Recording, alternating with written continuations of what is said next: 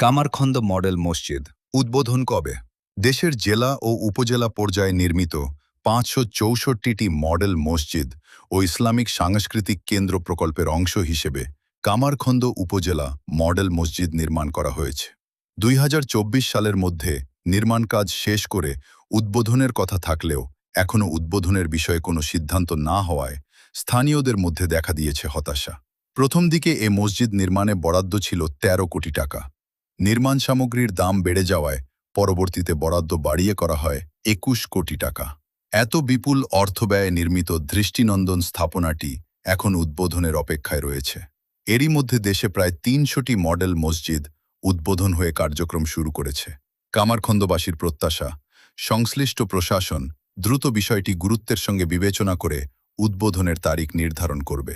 ধর্মীয় কার্যক্রমের পাশাপাশি ইসলামিক শিক্ষা, সংস্কৃতি ও সামাজিক কর্মকাণ্ডের কেন্দ্র হিসেবে মসজিদটি দ্রুত চালু হলে উপকৃত হবে পুরো উপজেলার মানুষ। প্রশাসনের কাছে কামারখন্দবাসীর দাবি, আর বিলম্ব নয়, দ্রুত উদ্বোধনের উদ্যোগ নেওয়া হোক। দৈনিক জামতৈল ভিডিওটি ভালো লাগলে শেয়ার করুন।